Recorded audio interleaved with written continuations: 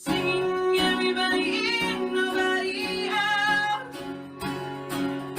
Everybody in, nobody out. Everybody in, nobody out. Everybody in, nobody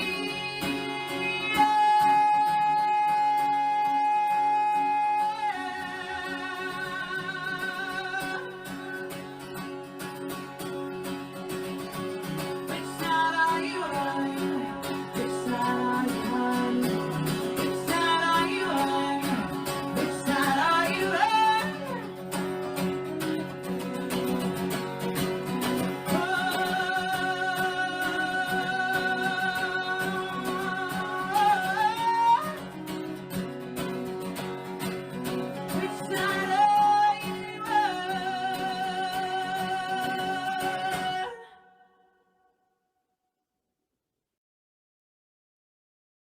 Okay, welcome everyone to We Demand Justice for the Maryland Poor People's Campaign. My name is Michael Puskar. I'm one of the tri-chairs of the Maryland Poor People's Campaign. I'm here with Linnell Fall, who's also one of the tri-chairs, and Rabbi Alana Suskin, who's the tri-chair. So, and real quickly, I just wanted to give a brief overview of the Poor People's Campaign. Poor People's Campaign is not an organization, but a national fusion movement. We are political but nonpartisan. It was originally started in 1968 by Reverend Dr. Martin Luther King and officially continued in 2018. This national call for moral revival is comprised of state campaigns such as the Maryland Poor People's Campaign. From Allegheny to Annapolis, DC to the Eastern Shore, people are coming together to confront the interlocking evils of systemic racism, poverty, ecological devastation, the war economy, and the distorted moral narrative. We accomplish this through legislative and policy advocacy, musicology and art activism, regional organizing groups in areas like Western Maryland, Southern Maryland, Montgomery County, and so on, and social media, digital, and in-person events. So I'll now turn it over to Linnell. And let me get this shared. Hello, everyone. I'm Linnell Fall, Maryland State Tri-Chair. And today's night, I want to share our tonight's agenda. Number one, we want to share policy advocacy work this year. Number two, priorities for 2023.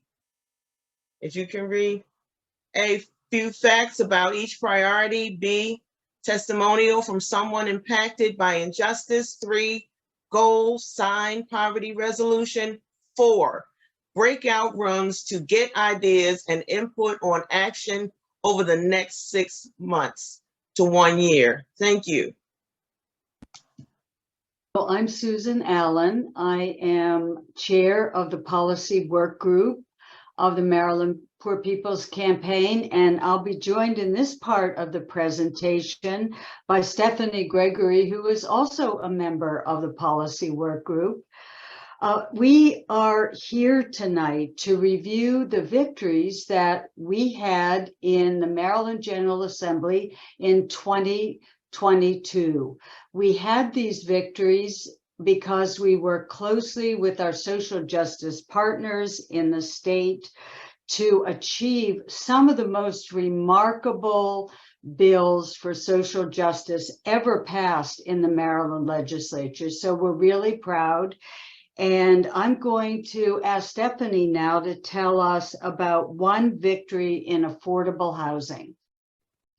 Thank you, Susan. Good evening, everyone. I'm Stephanie, and we have victory for the renters. So now there's representation in the courts, so you don't have to feel alone. And hopefully this will stop the backlog of cases that we've had here recently with a lot of people in court. So we're very thankful that renters now can have someone to help represent them and they're not alone. Next slide.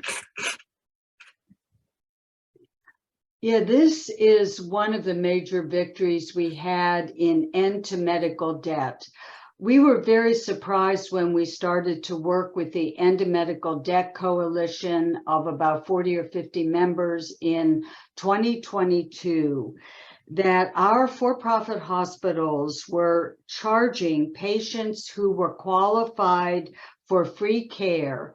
And so 60% of those that the hospitals were pursuing for medical debt were actually not to be charged at all. So we joined the Medical Debt Coalition, and we're very happy to pass the End of Medical Debt bill.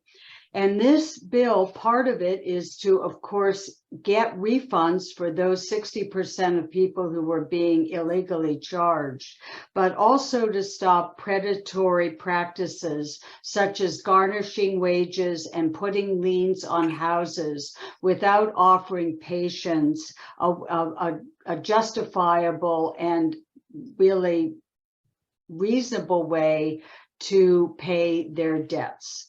So yay to end medical debt. So next slide. Well, this is the victory for, this is known as the Katanji Act, that people may be familiar with. This is a paid family medical leave for low-wage earners. And this is benefits for families, benefits for those families that cannot receive the Family Medical Leave Act. It did pass, but right now it needs to be implemented. So there's progress going on with this, and we look forward to this being implemented so people can actually take advantage of this. Next slide.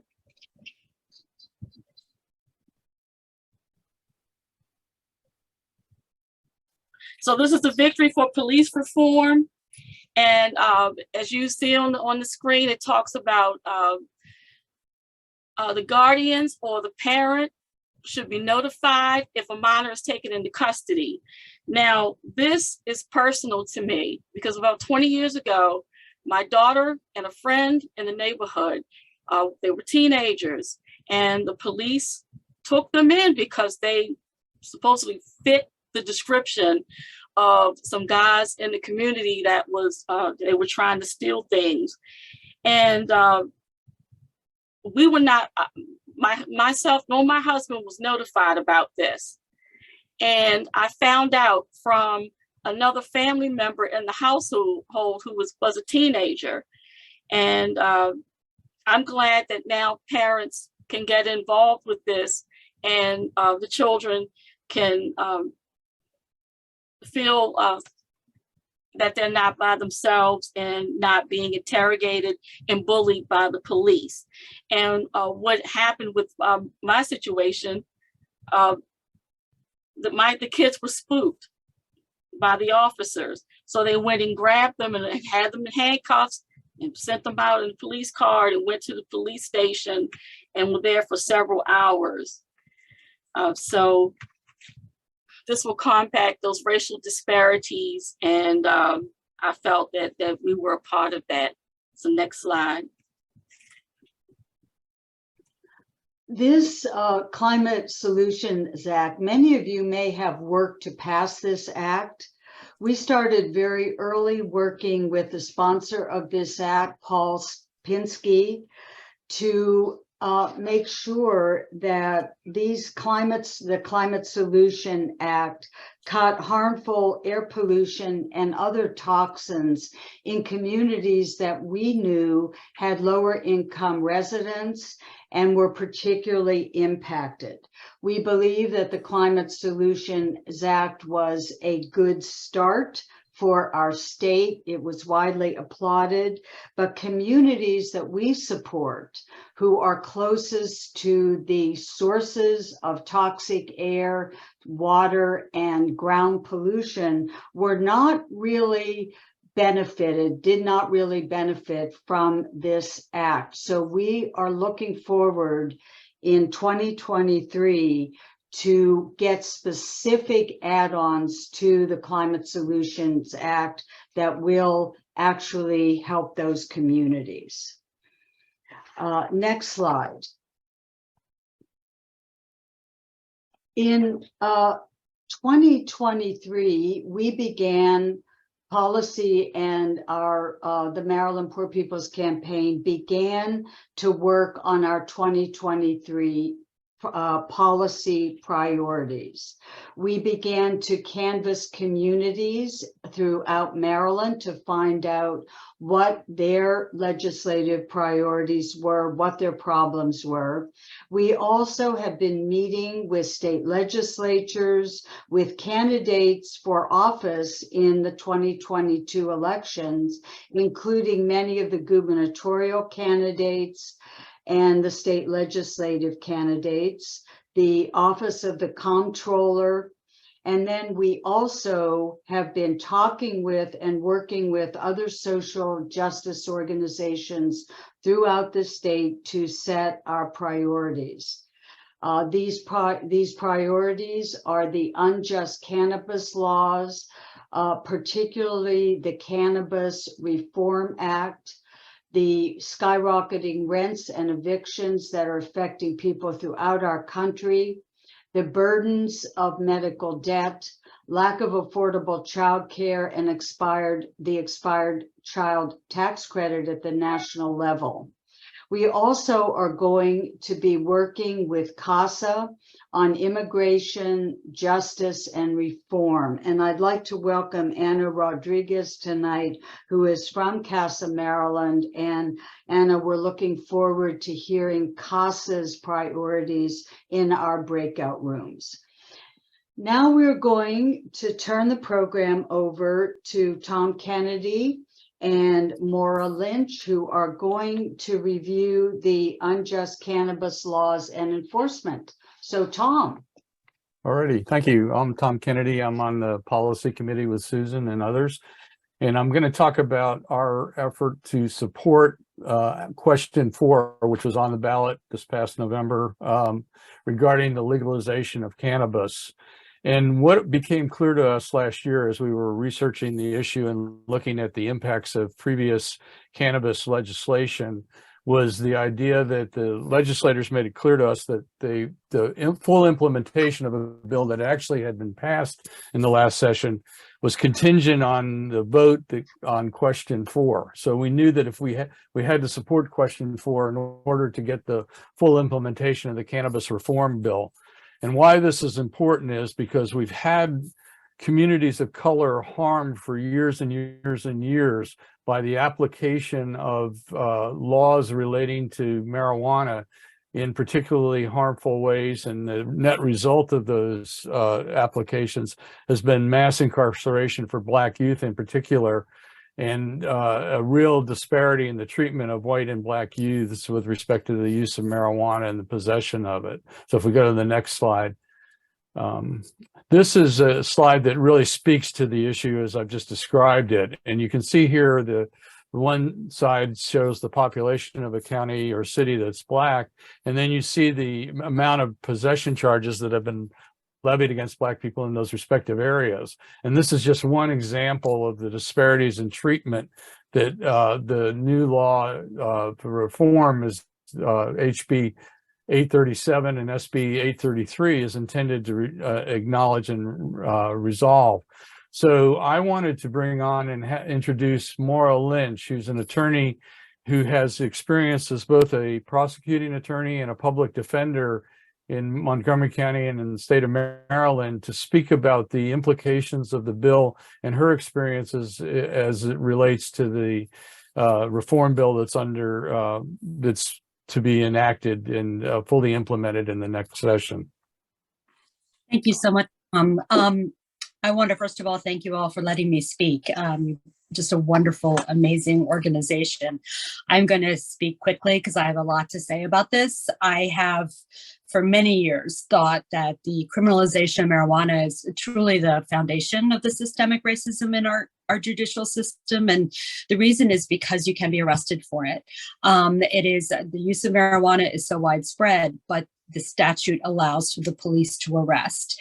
And the profound implications of that we're seeing clearly in the stats that were just shown. But just to follow it through, what happens if you're a juvenile and at the age of 15, you are corner, friend passes a joint, police drive by, they put you in handcuffs. So what happens then is that the state's attorney, because it's an arrestable offense and not just a citation, the state's attorney petitions that and it goes to court, and you can be in the system. The odds of you being then put in the system as in need of rehabilitation, if you're Hispanic or Black, I don't know the exact numbers, but it's almost 100% guaranteed. Whereas if you're white, it's almost 100% guaranteed you will be found for your first possession of marijuana to be not in need of rehabilitation because you were able to afford some private evaluation that determined you didn't need treatment. So there you go. You're 15 years old. You are Black or Hispanic, and you're in the juvenile system, and you now have to put down on every single job application, on every single application to school that you were arrested. And that question is used by colleges and jobs to nail the people who are who were arrested as a juvenile or who get their item expunged. So there you have that stain, plus you have the interaction with the system. And as I've come up through the ranks, and I've been practicing since dinosaurs roamed the earth.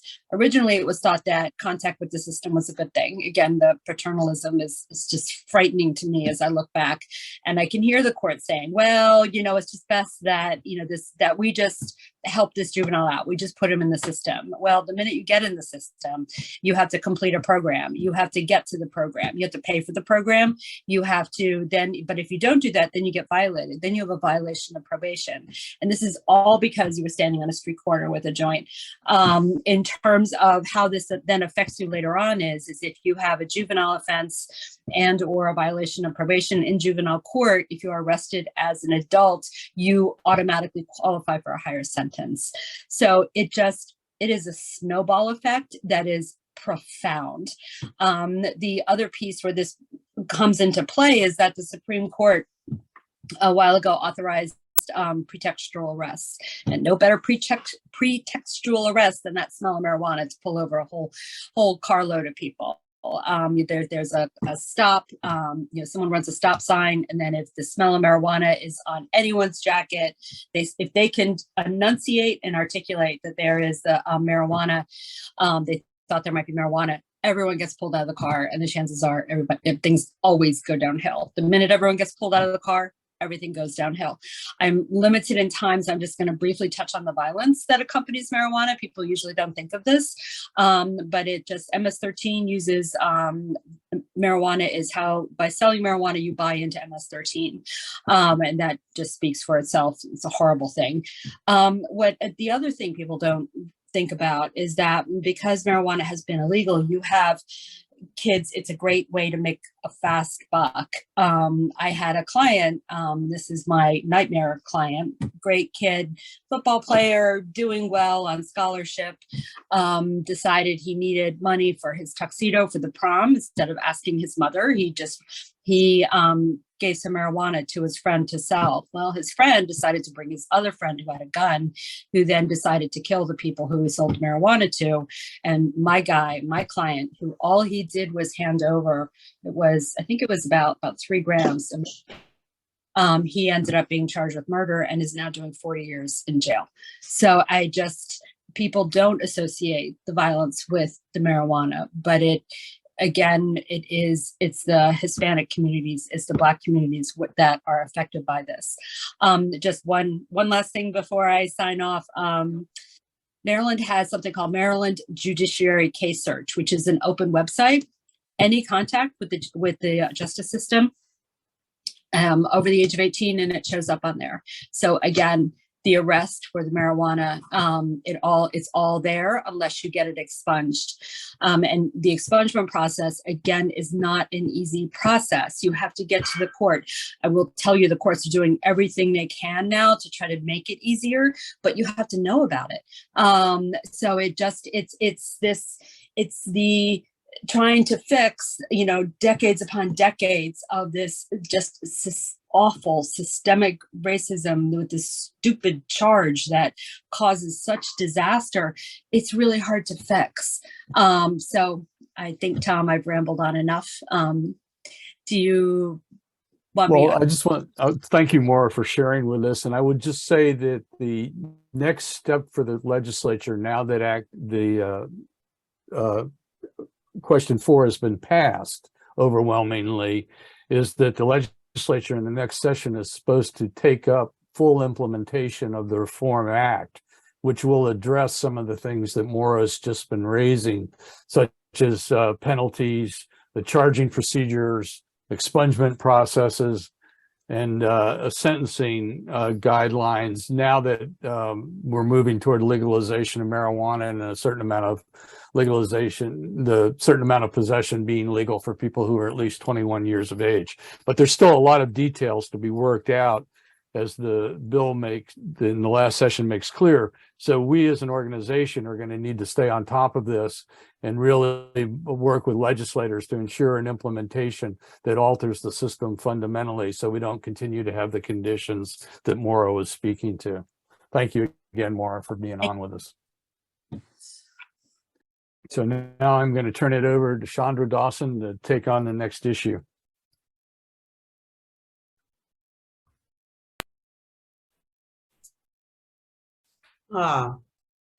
Rent stabilization. I don't need to tell most Marylanders that we have failed to provide affordable housing to the residents of Maryland.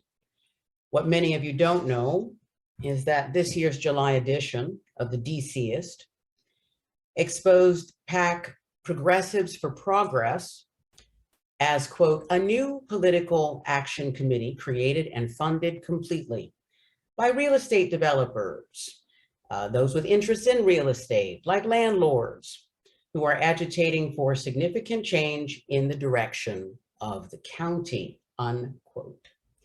So that PAC is getting all the significant change that money can buy, because the residents of Laurel in PG County alone are facing 35 to 45% rent increases. The number of evictions in Maryland has risen from 558 in December of 2020 to 4,231 in the first half of 2022. And more not just anticipated, they're pending. So don't take my word for any of this. We have Kia Jefferson to testify. Take it away. Hi, everyone. My name is Kia Jefferson, and I'm a resident in Laurel and Prince George's County. I have lived in my same apartment unit for 17 years. I love my apartment. I love my community. But in June, I received a $739 increase with a 23-day notice. That is 56%. I had nowhere to go in 23 days. I did not know what I was going to do. So I worked with CASA, and they were able to negotiate with the landlord and get it down to 13.5%, which is still very high. That's $200 more each month. But that is a short-term solution. That is only for a year. What is going to happen next year? We need rent stabilization, and we need it now. Not tomorrow, not next year, but now. Housing is a right. Thank you. Thanks for listening to my story. Please feel free to share it. But we really have to do something about housing. Where I live now, a studio starts at $2,100. There's nowhere, that's not affordable for most people. So with that in your mind and on your heart, I'd like to introduce David Mott. He's going to have some music for us. So take it away, David.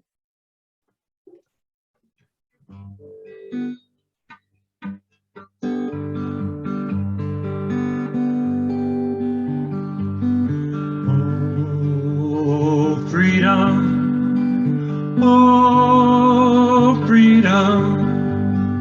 Oh, freedom over me. And before I be a slave, I'd be buried in my grave.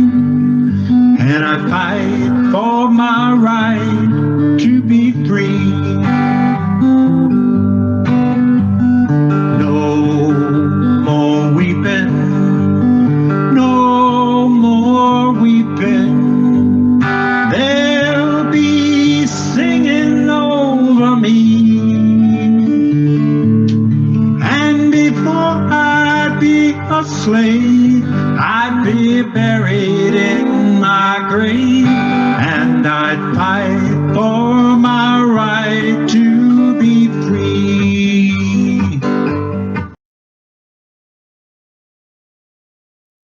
Hi, when our third priority is to move beyond the great bill that was passed on the medical debt last year, and to address the spiraling burdens of medical and other debt that are just driving families into poverty in this state. And again, we are looking at the End to Medical Debt Maryland Coalition to guide us in how to give debt counseling to people so that when they first encounter debt, they are then not borrowing on credit cards, not paying student loans off, not being able to pay energy bills. So Maryland is a kind of debt state, and we want to help people to prevent that. We already talked about the medical debt relief bill that we had involving stopping unwanted wage garnishments and liens on homes. So I'd like to turn this over now to Vantasha, who will help us understand these medical debts. I mean, Linnell, I'm very sorry, to Linnell Hall, who's been experienced, who is one of our tri-chairs, but also a friend of mine, and has been telling about medical debt and other debts. So Linnell, I'll turn it over to you. I'm here. Sorry, had a little trouble. Greetings, everyone. I'm Linnell Fall from Baltimore, Maryland, where the late great Elijah Cummings resided. I'm a proud member of the Poor People's Campaign. I was saving my money to build a new addition to our family home in Virginia. This is where I plan to retire. But in February of 2020, I contracted COVID-19 with pneumonia. I lost my job, I lost my health care, I lost my car. COVID-19 debilitated my health. I have now an autoimmune disease, joint and muscular issues, and stamina issues. I took medical treatments twice a week, and this process took two to 3 days at times to recover from the swelling, blisters, and the pain. Only because my health insurance wouldn't provide me with a less invasive treatment. During my illness, whatever I saved, the $15,000 that was saved, I used that up within maybe 5 to 6 months, during my illness. And then I had to apply for Social Security. That definitely was not enough money. My landlord raised my rent in 2020, 2021, and he told me just the other day that he would have to raise it again because of inflation. Well, that's another story. But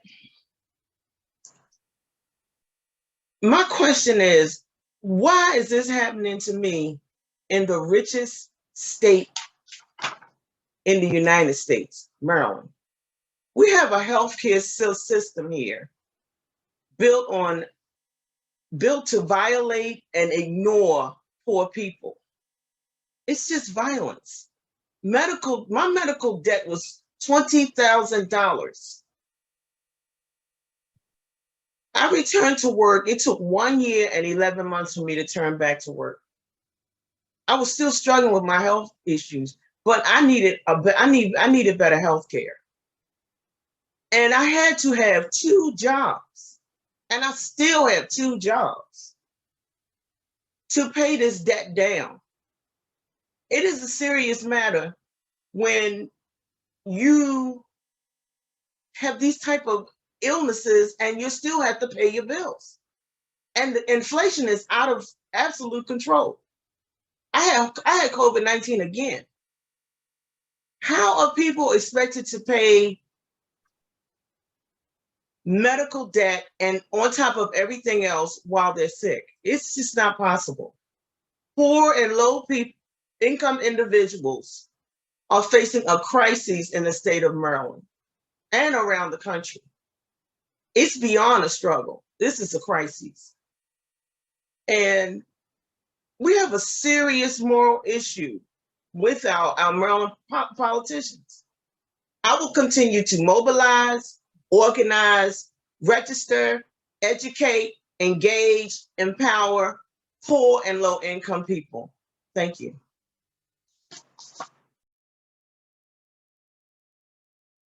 Good evening. I'm Joanne Lyons-Wooten, and I will be addressing issue number 4. Lack of affordable childcare and the expired child tax credit. Next slide, please.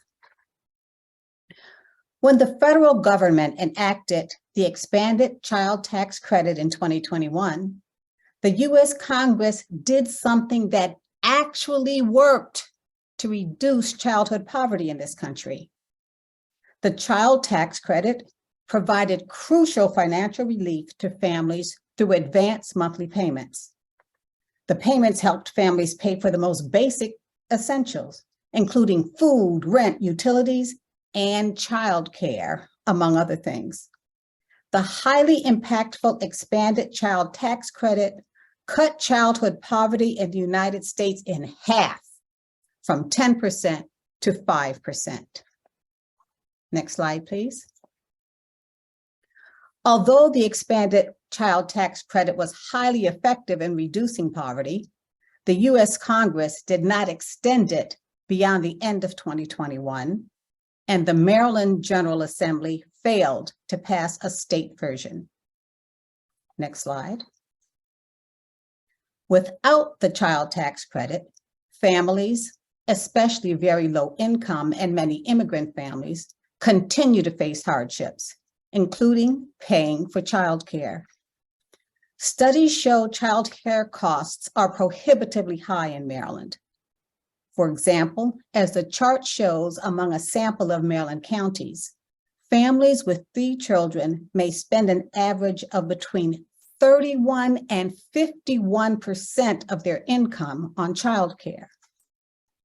Therefore, there is an urgent need to pass child tax credit legislation to help families make ends meet, more easily afford the costs of raising children, save for their children's future, and improve parents' mental health. Vantasha Sims, a Charles County resident and longtime community advocate and organizer, will provide more insight on how the lives of Maryland families are impacted by the lack of affordable childcare and the expired child tax credit. Vantasha? Well, first of all, thank you, everyone. Please let me say it's what an honor and a pleasure it is to be able to serve you in this capacity and to be a member of the Maryland Poor People's Campaign here in Charles County in Southern Maryland. When we talk about childcare, me, myself, as a parent of 4 children, a single mother, I've had to face situations in which it was did I want to work 2 or 3 jobs, or did I want to stay at home and collect Social Security or collect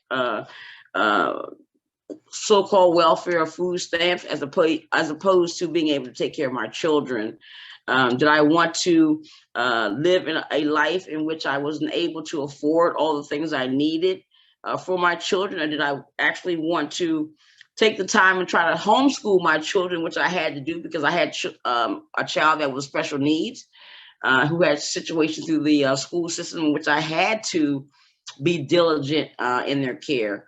When we talk about childcare, we have to realize that it's just really not affordable for families to have children. We want our community to grow. We want our families to have children. We want a future. Children are our future. But being able to provide a healthy life, a prosperous life for each and every child here in the state of Maryland is a work in progress. We have many parents, such as myself, like I said, who was not able to continue higher education, who had to be forced to stay home just to raise their children. And not just my situation, but beyond that, we have to realize that today, right here today, we have a lot of families, even military families, who are forced to quit the military just to be able to take care of their children. We have parents working 2, 3, and 4 jobs, trying to provide for their family, and that's no life for a child. We cannot expect parents to work 2 and 3 jobs and still be a viable parent to their children and still be an asset to the community. And then we have to realize that with inflation, with COVID-19, we have a lot of job losses, and we don't have really livable wages here throughout the state of Maryland.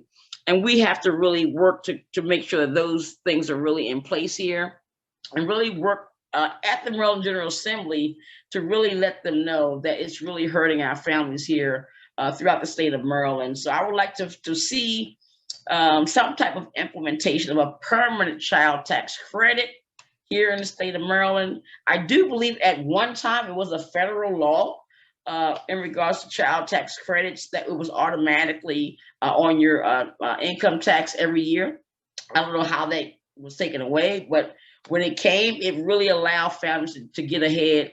But when it was taken away, it only allowed families to sink further into poverty with the inflation, with COVID, with job loss, with mental health, with healthcare. All those things have really compounded my community in which people are really trying to find a way out.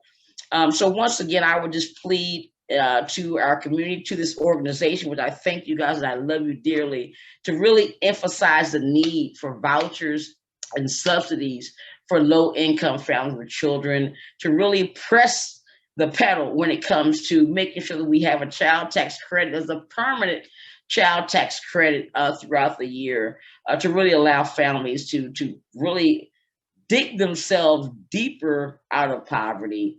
So with that being said, I thank everyone for allowing me to speak. And please know I'm always here and I'm honored to serve you here from Charles County. Thank you so much for sharing with us. Now we're going to move to talking about some of the work that the policy working group has been doing, in our whole state campaign to really try to affect change on some of these issues and change the narrative around poverty. I'm Abby Conrad, and I'm part of the policy working group, and we've developed a resolution to end poverty in Maryland, and we modeled this off of the Poor People Campaign third Reconstruction resolution, which was introduced into the U.S. House of Representatives last year. And so we thought that that would be a good way for us to try to advocate for policy change in Maryland in a comprehensive way.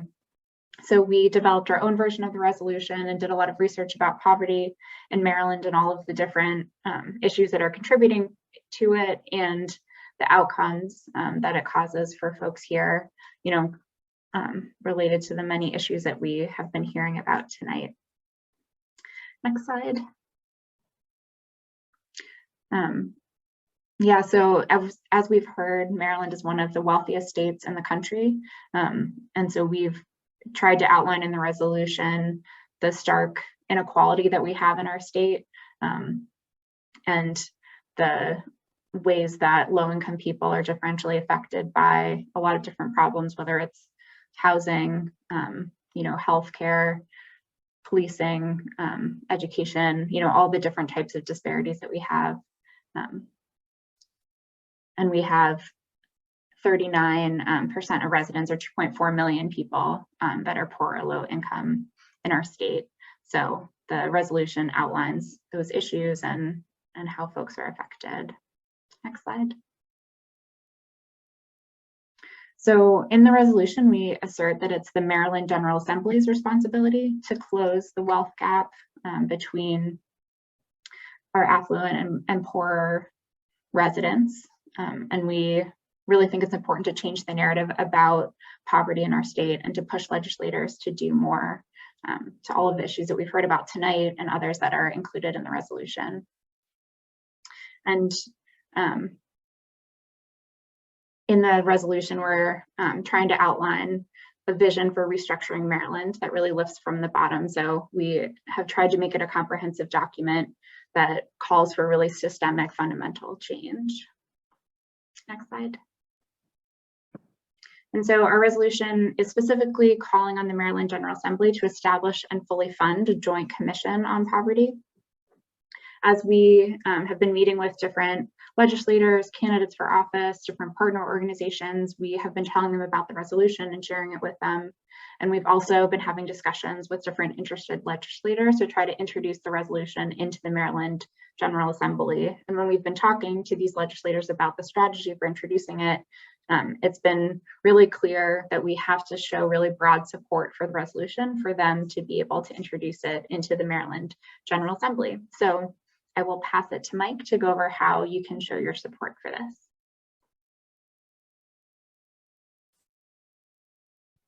Thank you, Abby. So what we'd like everybody to do, everybody who's here, any people you know later on, we want everybody to sign on to this resolution to end poverty in Maryland. Right now, the link is going in the chat, and we'd like everybody to sign it now. So then you can come back and watch a 3-minute video of advocacy work we've done in 2022.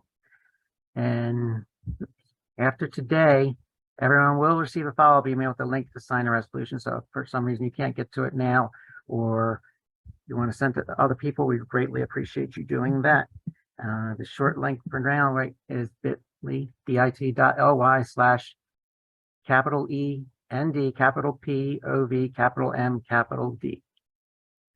So you can go ahead to that now, and I'll go ahead and put on a video. 5, 6, 7, 8. Everybody's got a right to live. Everybody's got a right to live. And before this campaign fails, we'll all go down to jail. Everybody's got a right to live. Everybody's got a right to live. Everybody's got a right to live. And before this campaign fails, we'll all go down to jail. Everybody's got a right to live. Everybody's got a right to live. Everybody's got a right to love. Everybody's got a right to dream. Everybody's got a right to learn. Everybody's got a right to live. Everybody's got a right to. Everybody's got a right to live. Everybody's got a right to live. And before this campaign fails, we'll all go down to jail. Everybody's got a right to live. Everybody's got a right to live. Everybody's got a right to love. Everybody's got a right to dream. Everybody's got a right to learn. Everybody's got a right to live. Everybody's got a right to. Everybody's got a right to live. Everybody's got a right to live. And before this campaign fails, we'll all go down to jail. Everybody's got a right to live. Everybody's got a right to live. Everybody's got a right to live. And before this campaign fails, we'll all go down to jail. Everybody's got a right to live. Everybody's got a right to live. Everybody's got a right to live. And before this campaign fails, we'll all go down to jail. Everybody's got a right to live. Everybody's got a right to live. Everybody's got a right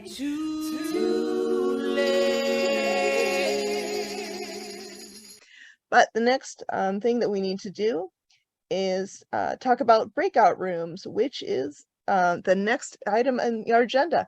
So these breakout rooms are going to be very specific in their purpose. We have exactly one idea, and that is brainstorming for how to make these 5 priorities a reality over the next 6 months, not just in the Maryland General Assembly, but also within communities, educating people on these issues, putting a little bit of pressure on lawmakers and delegates and senators and local leaders to advocate for poor and low wealth people. And so this is a time for everyone to contribute ideas. So in this next part, we're going to take a really, really brief survey, not like a real survey, but just a quick run through of each moderator, asking them to please just give the most popular or most like seconded or boosted or, you know, whatever you want to say, with the idea that got the most cheers. Okay, use whatever metaphor you prefer. So if you are a moderator, Mike, if you don't mind calling on people, that would be really helpful if you're able to do that. And just spend like literally 10 or 15 seconds. It could be super, super fast. Okay. Just the biggest, brightest idea that came from the group, please. Go right ahead. Okay, I'll just go by order of the room number here. So Tom, could you go first? Yeah, 2 things. One is an organized, comprehensive plan to stage rallies in Annapolis throughout the legislative session and have op-eds written for the major papers in Maryland touting the resolution and asking people to sign it and put pressure on the legislators to deal with it. David, jump in if you think I've left anything out on that. And then second would be to create a fund that's based out of private development to ensure that people get adequate housing and get housing repairs based on a program in Baltimore. One of the issues that Veradine raised is the fact that senior citizens, there's a fund there to help senior citizens get home repairs, but a lot of senior citizens don't know about it. And so another thing would be just streamlining the way that people can get help from government services in Maryland that they don't know about right now that might be available to alleviate some of the conditions we've been talking about. Thank you, Tom. Yeah, and just one other thing before we go on that, it did come up, and I raised it, but I think it's important, is that we starting with the leadership and then moving into the conference that I guess we're planning in January, we need a strategic plan, you know, for our efforts. And so it's not somebody waking up some morning say, oh, I think we need to do an op-ed, and it's not ad hoc is what I'm saying. We really do need a plan that maps out our work over the next 3 or 4 months if it's a legislative effort, and then beyond that, every 3 or 4 months to come back to it and have a rolling 3-month plan. That is so that we know what we're doing, we know when we're supposed to be doing it, where we're going. And I think that that really should be first and foremost the prerogative or the responsibility of the state leadership, and then working it up and down the ranks so that it's fully mapped out. Thanks, David. Do we have Stephanie now? One thing that stuck out, I heard this more than once, was the need to partner with other organizations. And I always believe that strength comes in numbers. And I believe that if we partner with other, because there are organizations out there, we all have the same shared vision and to help change the narrative. And we have a gentleman that was in our group, Mr. Crawford, who works with a housing organization, and he is interested in becoming, to learn more about the Poor People's Campaign and to see what they can do to help us.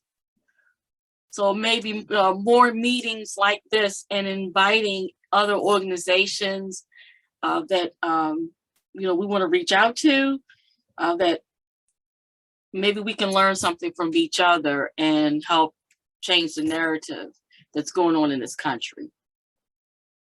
Thank you, Stephanie. And we always welcome to work with other groups and everything. Rachel. Absolutely. Two things out of a very long list that our group came up with. One, organizing the schools. So organizing the teachers, the parents, and the students was a real focus area. The second was really focusing in on our new governor. He does align to many of the items, these 5 items that we've been discussing tonight, but now we need to make sure that we're seeing real progress and real outcomes. Thank you, Rachel. Susan? Yes, our group focused a lot on cannabis reform and making sure that the cannabis reform bill is implemented. And one thing that I learned from both Joyce and Colin was expungement of criminal records is extremely important to individuals who've been caught up in this. And we heard that during the testimony as well. And Lenny said about cannabis reform, we have to ensure that Black businesses are fully participating in the profit structure of the legalization of cannabis. And we want to just second, third things like let's show up in Annapolis and let's keep the pressure on. Thanks very much. Thank you, Susan. And then Joanne? Like Stephanie's group, our group also talked about the importance of leveraging relationships, whether it's tenant associations, homeowner associations, churches.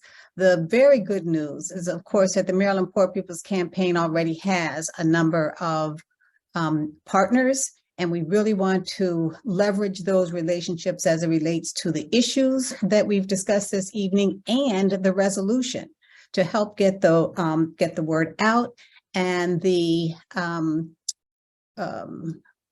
work of advancing the resolution and getting it signed is not just the work of the policy group, that indeed should be a focus of the Maryland Poor People's Campaign and at large in general. Thank you, Joanne. So many great, fantastic ideas that came out of that. I hope we gave you enough time in those rooms, because I know in past it's always been like not enough time. I'm going to pass this back to Rachel again, and she'll take us on out. Yes, it's been a wonderful evening with you all, but in closing out, 3 quick things. If you haven't heard it enough tonight, our big focus is signing this resolution. If you've done it yourself, how are we going to get it out to everyone in our network, our local elected officials, our friends, our family? 2, I really just want to put it on your calendars that we are going to be having another event. January 11th is kind of the kicking off of the Maryland General Assembly. Details are to come on that, but please do just keep that in mind. Again, January 11th, we'll be hosting an event. And then thirdly, for those who are not already attending a monthly meeting in the region, so for instance, I am one of the co-leads for the PG region. If you're not already attending one of those meetings, it's a great way to help actually build this work and how we, make events like this evening happen. We'd so welcome you. And so if you have any questions about that, you can put it in the chat. We can answer it in this last few minutes, or please just reach out and we'll get you in contact with your region. And then lastly is just to say thank you so much for joining us this evening, and forward together, not one step back. We'll hope to see you very soon. If everybody wants to come off mute, we can all do that same chant together. All right, I'll lead us forward together. Not one step back. Back. Forward together. Not one step back. Back. Forward together. Not one step back. Thank you, everyone, for joining us. This I hope weird everyone new has a tool great is night. becoming the most popular Christmas gift of 2022. Good night. Thanks, everyone. Thanks, everybody who Good night, contributed. everyone. Good night, Night. everyone. Good night, everybody. See you next Good night, time. everyone. Hey, Joanne. Thank you, everyone. Good night. Good Good night, night. everyone.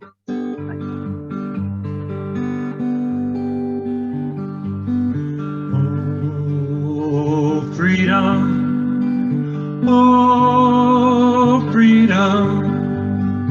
Oh, freedom over me. And before I'd be a slave, I'd be buried in my grave. And I fight for my right to be free. No more weeping, no more weeping. They'll be singing over me. And before I'd be a slave, I'd be buried in my grave. And I'd fight for my right to be free.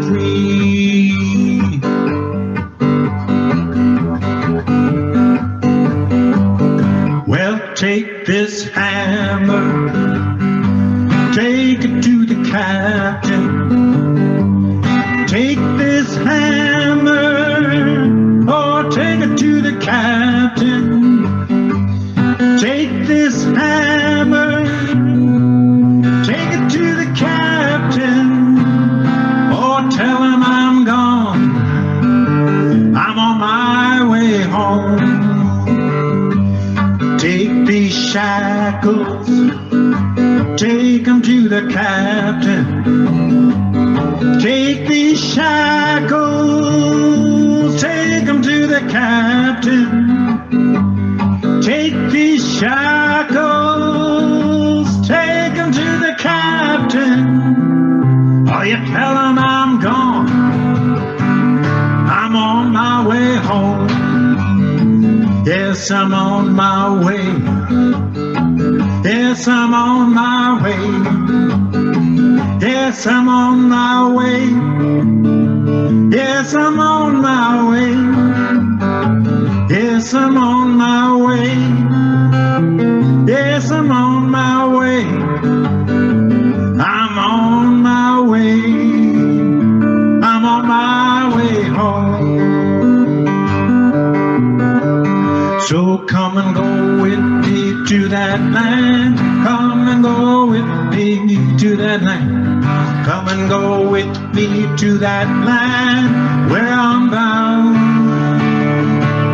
Come and go with me to that land, or we'll walk there hand in hand. Come and go with me to that land where I'm bound.